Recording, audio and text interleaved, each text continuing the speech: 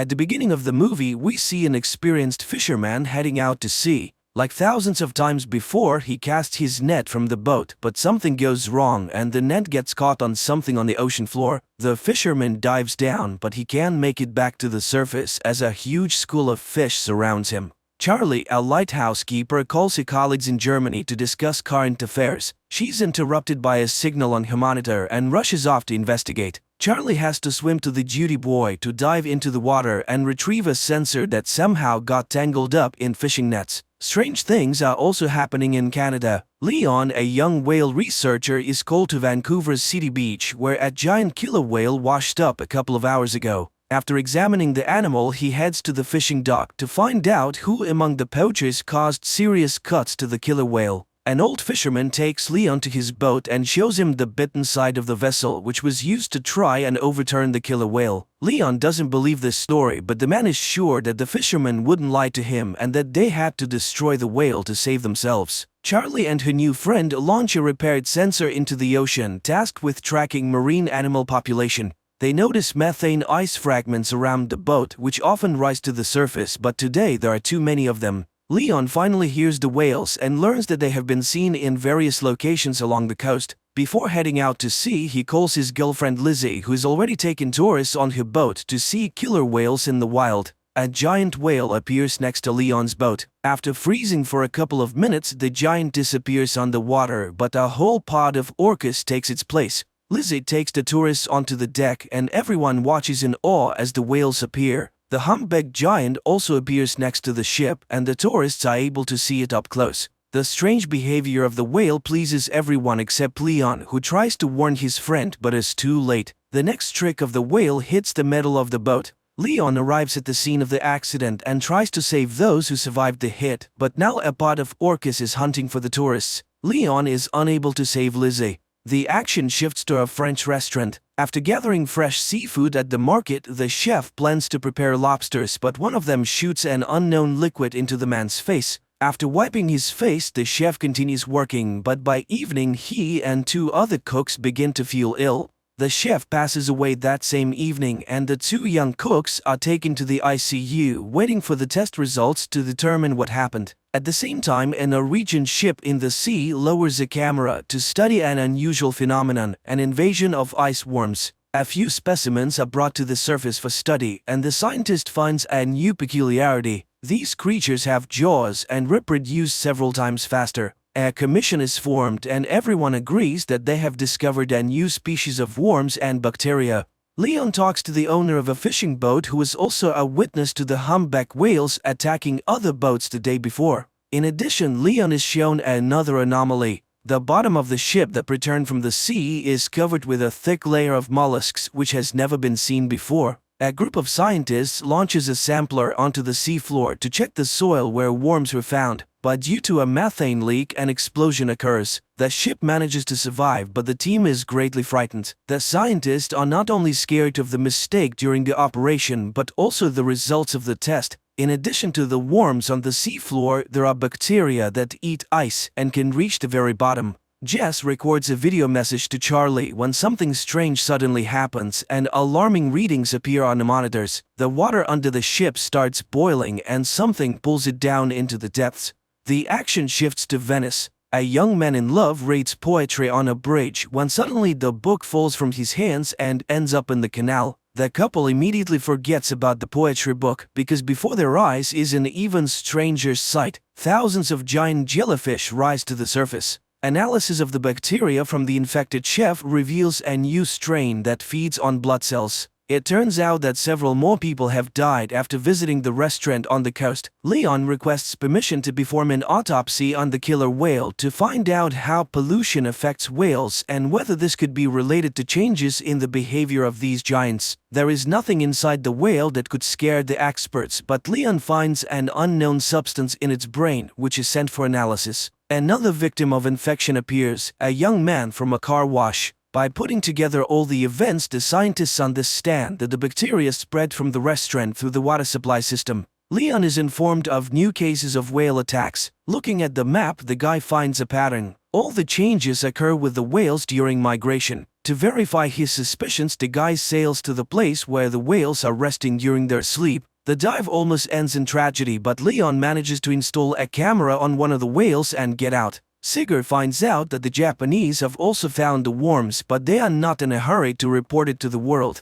Recordings from the cameras are checked in 2 laboratories at once. Leon's footage shows that the whale pod descended to the very bottom, where they were met with strange glowing. Far from the events, a new incident occurs on the coast. Hordes of crabs crawl out onto the streets of a small village. Another shot of the seabed finally lifts the veil of mystery. It turns out that one of the oil and gas companies was drilling ice in a forbidden place and damaged the seabed for several kilometers. Leon has to sneak through a fence to get to the guarded port area to collect a few more mussels for analysis from the ship, but he's caught by security and arrested. In the morning, Mr. Sato, the Japanese owner of the ship, contacts Leon. He asks the guy not to trespass on his territory in this way again, but promises to provide access to all materials for study. Charlie only now receives the message recorded by Jess a few minutes before the tragedy. When the emotions subside, the girl manages to notice some peculiarities on the recording. For example, a glow behind a porthole. Crabs are being delivered to the laboratory, which have started to emerge on the surface in different parts of the world. As expected, they too are filled with a strange substance that absorbs blood cells at an incredible speed.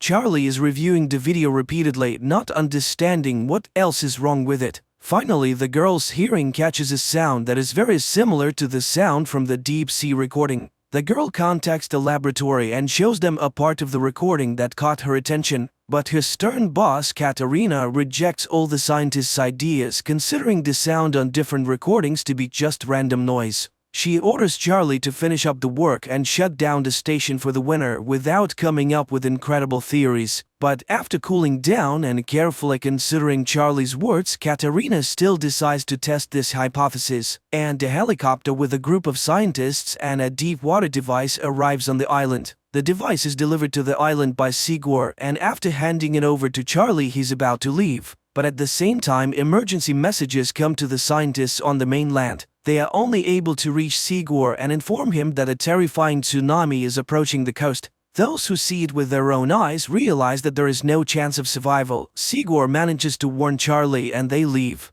At the conference, scientists give a report that the discovered bacteria intentionally infect humans, and soon everyone will have to flee far away from water sources. Leon tries to warn his fishermen friends about this, but none of them are ready to live on land, choosing to die in their familiar environment. Rahim meets Leon at the institute to participate in a scientific conference. The best minds gather to discuss what is happening, and most agree that there is some force at work that wants to drive people out of the ocean. Only Katarina is against everyone else. She refuses to abandon the knowledge and convictions gained through years of experience, so she orders the group to seek a logical explanation based on science. Despite objections from their mentor, the group of scientists presents their theory to the public, convincing the government that marine inhabitants infected with bacteria are intentionally attacking humans. They even give the new intelligence a name, the However, such a version only elicits irony from top officials, who also suggest finding more scientific solutions to a problem than negotiating with an unknown intelligence.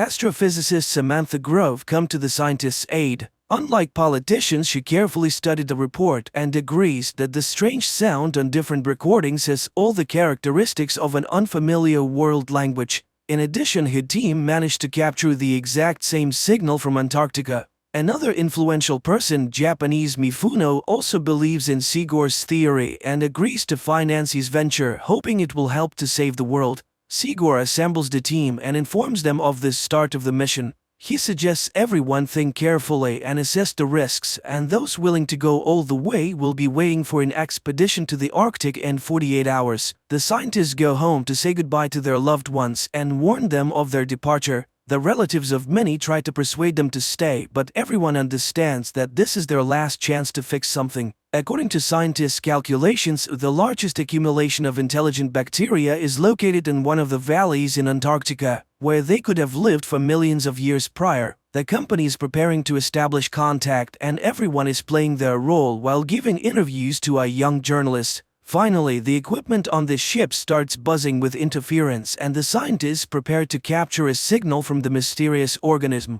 Sarah, Mifuno's assistant, sits down next to Leon at the table and confesses to him that she would have never believed in their theory if it weren't for her boss, who has proven over many years that his intuition never fails. Samantha is devising a plan. She intends to add a sound of a human child scream to the organism's audio signal and return the recording to the intelligence to show that they are ready to communicate. Charlie asks a colleague to take her with him in the diving apparatus to the bottom. The ship drops anchor and the scientists begin transmitting the sound message. Meanwhile, the daring couple gets into the capsule and prepares to dive to the depths. The whole team is eagerly awaiting any reaction, and finally movement appears on the radar and the sensors pick up a sound signal. The team from the capsule tries to contact the captain's bridge to report that their fans are malfunctioning and they are running out of oxygen, but communication is not working. The chief pilot, Luther, is ready to return, but Charlie notices some movement and turns off the lights, waiting to see what happens next.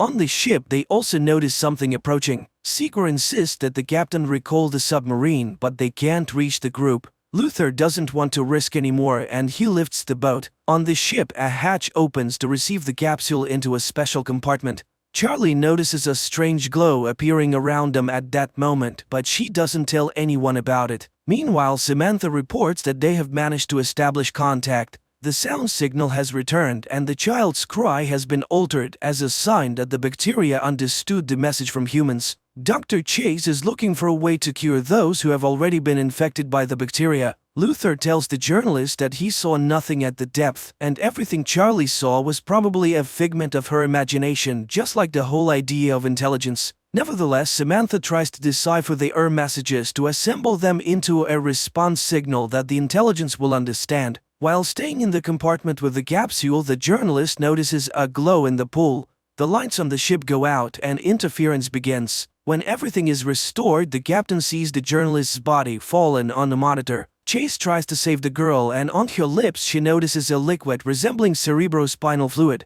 Samantha tells the team and the captain that during the voltage surge there was a signal surge and it was so low that no one heard it. But most importantly, in the opinion of the astrophysicist, it originated from inside the ship. Charlie listens to what her colleagues are saying, but she never musters the courage to tell them that they brought the bacteria into the pool. Leon visits the girl, whose body has become covered in strange spots. The doctor asks the guy and Sarah for help. They must hold the girl while she takes a sample of the spinal fluid for analysis. The doctor tells the team about the results of the analysis. The substance previously found in marine creatures was discovered in Alicia's spinal cord. Chase believes that bacteria were attempting to merge with the girl's cells, and Charlie admits to seeing the glowing enter the ship with them. Samantha records a new message for the this time including an audio image from the astrophysicist. Charlie goes down to the sealed compartment without permission and the pool starts glowing again, creating unusual shapes with the light.